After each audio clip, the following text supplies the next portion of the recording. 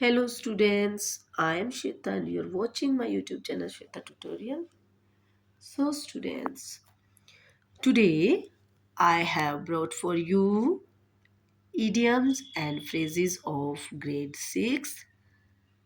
So let's we learn about idioms and phrases जो बच्चों को याद नहीं हो पाते हैं और इन फ्यूचर प्रॉब्लम्स क्रिएट करते हैं ये।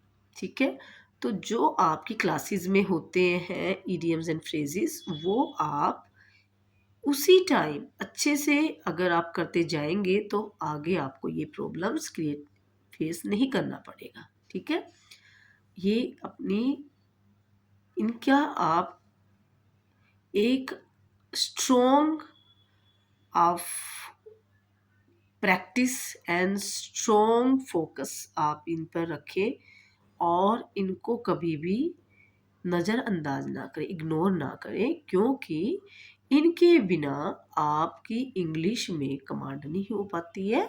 और इसी वजह से आज ये टॉपिक मैं आपके लिए लेके आई हूँ। सो इडियम्स एंड फ्रेजेस, वैसे हमें लगता है कि ये हमारे लिए मतलब हार्ड है, टफ है, लेकिन ऐसा है नहीं।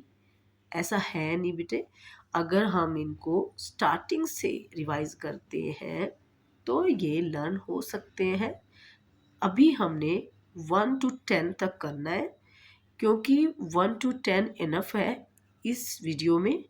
उससे नेक्स्ट वीडियो में मैं आपके लिए इससे नेक्स्ट वाले करवा दूंगी। तो let's we start and learn about idioms and phrases. First number, apple of one's eyes. Apple of one's eyes का मतलब होता है कि कोई मोस्ट वैल्यूएबल जो चीज़ होती है हमारे लिए, मोस्ट वैल्यूएबल पोजीशंस, उसके लिए हम Apple of one's eyes use करते हैं। ठीक है, an object of love, the most valuable position. Example देखिए इसका। Ram being the only son in the family is the apple of his parents। Means Ram जो है वो क्या बन गया है अपनी फैमिली में, ओनली एक ऐसा सन है, उनका एक अकेलौता बच्चा है in the family, apple of his parents.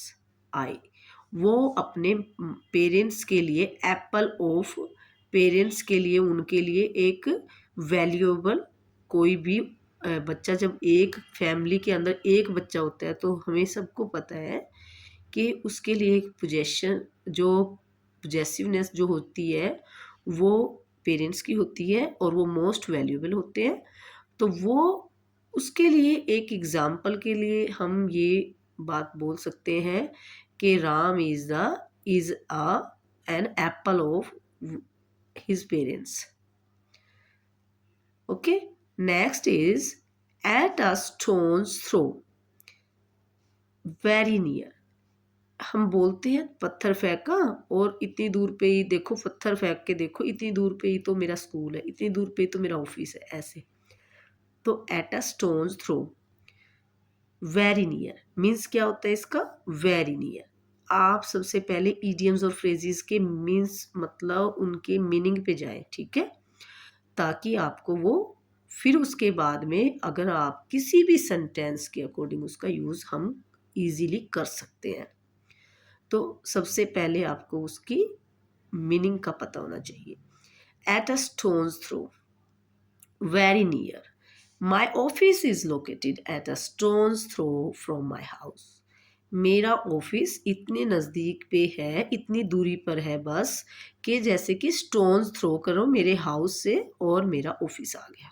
Means मेरे अगर हाउस से थ्रो करते हैं स्टोन को तो मेरा ऑफिस में जाके गिर जाए, इतनी दूर पे है।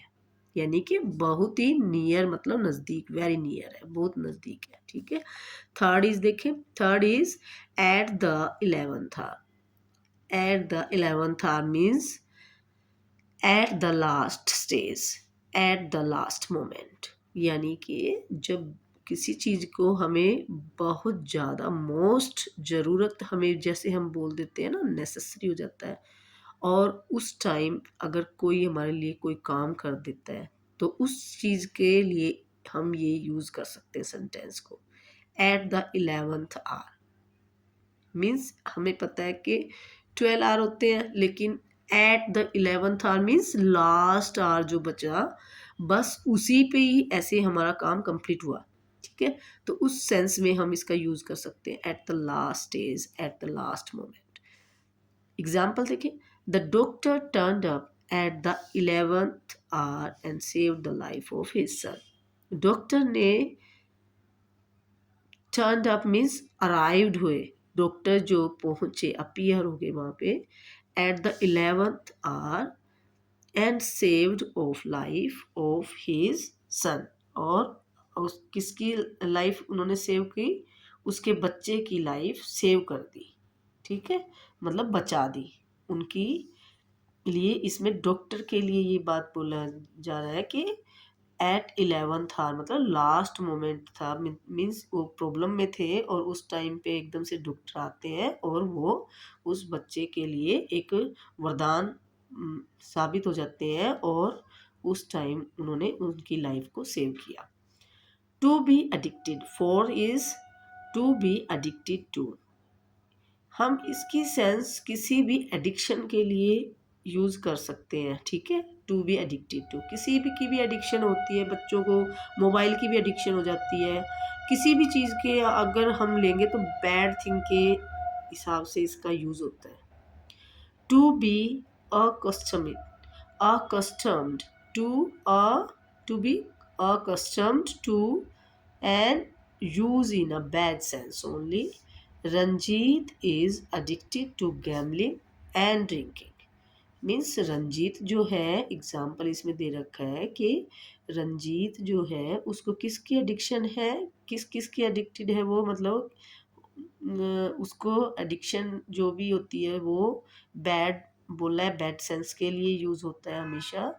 और गैम्बलिंग जैसे जुआ खेलना, एंड ड्रिंकिंग मीन्स जैसे कि ड्रिंक करना, उसके हिसाब से यहाँ पे उनको एडिक्शन है या वो एडिक्टेड है गैम्बलिंग का और ड्रिंकिंग का। All round, fifth is all round. All round means क्या होता है, having ability in many departments. बोल देते ना ऑल राउंडर है ना, किसी भी काम का वो तो ऑल राउंडर है।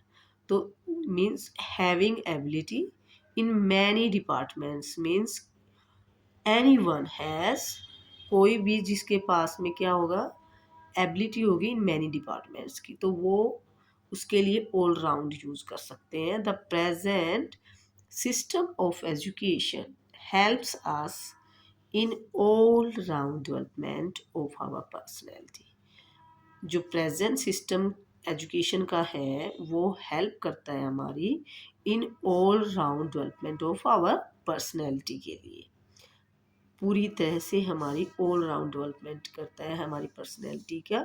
तो ये ऑल राउंड यहाँ पर हम एक गुड वे में हम यूज़ कर सकते हैं ऑल राउंड का। ठीक है, next is 6, to beat about the bush. To beat about the bush, don't beat the bush. Yes, हम कितनी बार ये तो रिपीट करते हैं कि don't beat the bush, come on the point, ऐसे बोलते हैं। तो to approach a subject in a round about way means किसी सब्जेक्ट पे घूम घूम कर पहुंचना है ना, राउंड अबाउट वे मीन्स होता है। यानी कि डोंट से क्लियरली, जो क्लियरली बात ना करे और उसको राउंड अबाउट वे से बात करे। तो टू बीट अबाउट बुश उसका मतलब हम इस सेंस में लेते हैं। एग्जाम्पल देखें, don't beat about the bush, please come to the point, please come to the point. यही कि इधर उधर की बात कोई ना करे और किस पे पॉइंट पे आए, जो असली पॉइंट है, जो असली बात बोलना है उस पर आए। यानी कि बातों को इधर उधर मत घुमाओ और अपने जो असली बात बोलना है, जो आपने असल में बात बोलना है वो बोलो, इसका मतलब ये है। ठीक है, नंबर 7 देखें, birds eye view. 7 is birds eye view, means होता है जब हम किसी बहुत अच्छे दृश्य को देख लेते हैं ना, सीन को देख लेते हैं, तो उसके लिए हम यूज कर सकते हैं बर्ड्स आई व्यू। यानी कि ये तो बर्ड्स आई व्यू है। जनरल स्टडी मीन्स हम एक अच्छा सा कोई भी अच्छी सी चीज़ देख लेते हैं, तो उसके लिए हम यूज़ करते हैं we can have a bird's eye view of Ooty from the third floor of our house. Means हम अपने घर के थर्ड फ्लोर से क्या देख सकते हैं, जो ऊटी है उसका एक बहुत ही सुंदर दृश्य देख सकते हैं। हमारे घर के थर्ड फ्लोर से दिख जाता है, मतलब ऊटी का दृश्य। ठीक है, ये इसके लिए यूज हो सकता है। और ये एक एक अच्छे उसके लिए यूज किया जा रहा है बर्ड्स आई व्यू। तो आप इनके वर्ड मीनिंग्स याद कर लें, इनके एग्जाम्पल्स जो दे रखे हैं उनको अच्छे से पढ़ें। आप ये यकीन करें, बिलीव करें बच्चों, कि कभी भी जिंदगी में आप ईडियम्स और फ्रेजेस से फिर डरेंगे नहीं। ठीक है, जो आपकी क्लासेस में अब आएंगे, है ना, आप अपनी क्लासेस की जो चीज़ें हैं वो करते जाओ ईमानदारी से, तो आपके सारे कंप्लीट हो जाएंगे। सभी आपकी जितने भी ग्रामर के टॉपिक्स हैं उनको अभी कवर करें, उनकी प्रैक्टिस करें, रिवाइज करें उनको अच्छे से। और आप देखना खुद इंग्लिश से कभी आप भागेंगे ही नहीं, क्योंकि आपको उस पर कमांड होगी और उससे डरेंगे ही नहीं। ठीक है, नंबर 8 देखिए, from the bottom of once heart. From the bottom of once heart means होता है, हम इसका अगर मीनिंग देखेंगे तो हम कितनी बार यूज़ करते हैं ये जनरली। हम बोलते हैं कि जनरली ऐसा होता है, जनरली ऐसे होता है, जनरली, है ना। तो ऐसी चीज़ें हम बहुत बार रिपीट करते हैं। तो from the bottom of once heart means कि जब हम किसी का हम एहसान मानते हैं, तो from the bottom of heart से हम किसी का मतलब थैंक्स बोलते हैं, या किसी ने अगर हम पर कोई ग्रेटफुल कोई वर्क कर दिया हमारे लिए, तो उसके लिए भी हम क्या बोलेंगे कि I feel my bottom of my heart, है ना, very thankful and very grateful to you, है ना। सो एग्जाम्पल देखिए इसका, we should thank the person who help us in need from the bottom of our heart. We should thank मतलब हमें thank बोलना चाहिए उस पर्सन, उन पर्सन्स का जो जिन्होंने भी हमें, हु हेल्प अस, जो हमें हेल्प देते हैं, इन नीड मतलब जब हमें ज़रूरत होती है, from the bottom of our heart. Okay, next 9 देखें, by by leap and bounce very rapidly means very rapidly, बहुत तेजी से, है ना, बहुत तेजी से। My brother's business is picking up by leaps and bounds.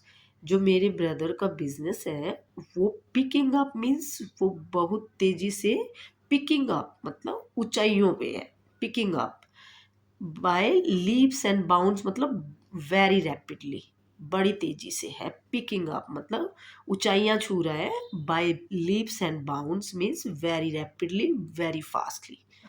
Okay, next 10 and last for today, only for today. Yes, next we have to do our in next video.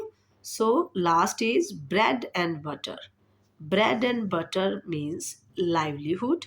Livelihood means earning, है ना। जब हम कोई भी अपने काम पे जाते हैं तो वो लाइवलीहुड के लिए जाते हैं। ठीक है, हम अपने अर्निंग के लिए जाते हैं, तो हम उसके लिए ब्रेड एंड बटर एक दूसरा वर्ड है जो हम उसके लिए यूज़ कर सकते हैं। तो इसके एग्जांपल देखिए, most Indians find it difficult even to earn their bread and butter.